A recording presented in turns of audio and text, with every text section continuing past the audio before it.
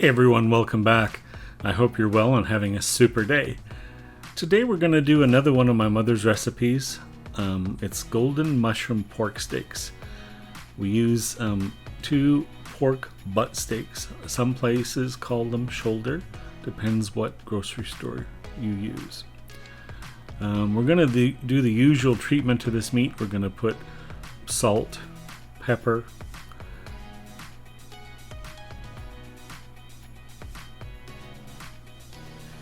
and I'm also going to use a dried garlic and red pepper mix that I found on the internet somewhere. And it comes in a grinder, and you can grind that over top of the meat. And if you're going to grill this meat or barbecue it or braise it in the oven, it makes a delicious addition to the seasonings for your meat. Once you get the first side done, we're going to flip those steaks over and we're going to do the second side. Same thing, salt, pepper, and the garlic and red pepper mix. I suggest that if you can get these butt steaks with the bone in, that you do so, because it adds a lot of flavor when this meat is braising in the oven. I know it's available without bones, and it's just not quite the same.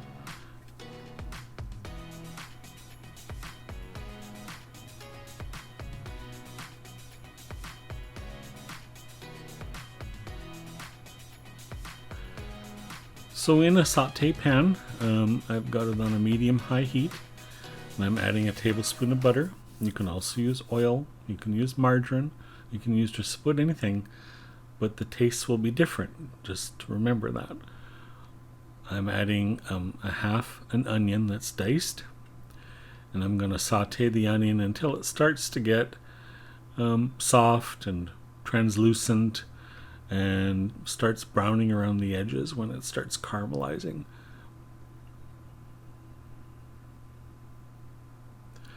To that onion mixture in the pan, we're going to now add the pork steaks.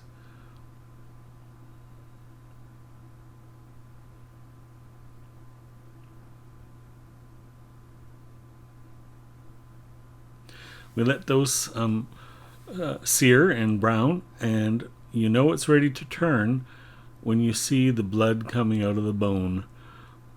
Sorry if that sounds gross to people, but that's how it is.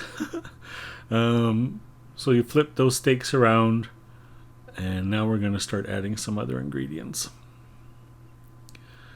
We're adding 1 dash of Maggi. Remember, my mother was German, so we always added Maggi to just about everything. We're adding 1 can of golden mushroom soup. There actually is no substitute for this soup.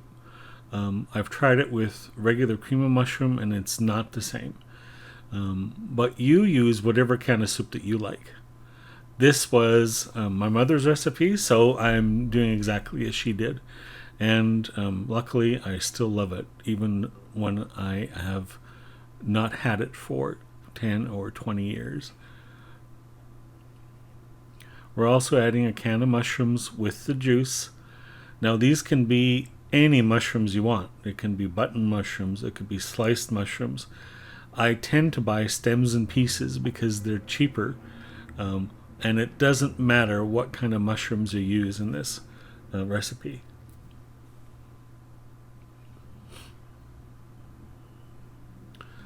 I'm adding a tablespoon of browning. I tend to use Kitchen Bouquet, but there are others out there that work just as well.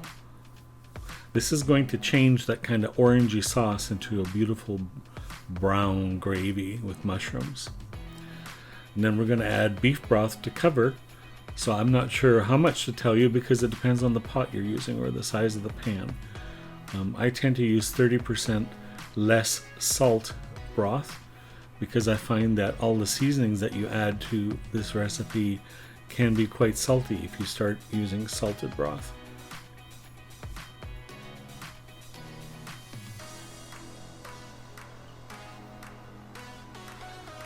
This is in an oven now at 350 degrees, And we're going to braise these steaks with all the beautiful sauce and mushrooms and onions for about an hour and a half.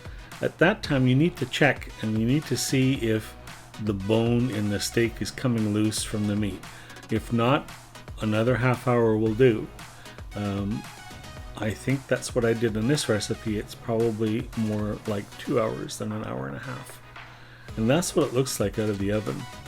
I've served it up with some mashed potatoes and some of the sauce over top. Oh my god, that was so good that day when I made it.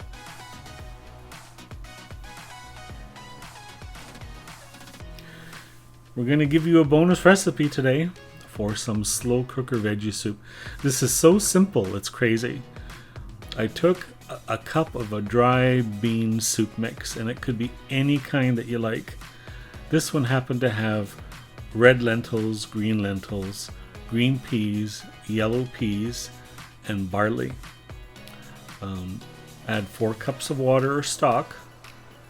I happen to have a small crock pot for myself, so I don't make a huge batch of this soup. This is good for about 2 or 3 servings. You know, when you come home from work and you don't feel like cooking or doing anything, this soup is in the fridge ready to go and just heat up. You need to add some salt and pepper.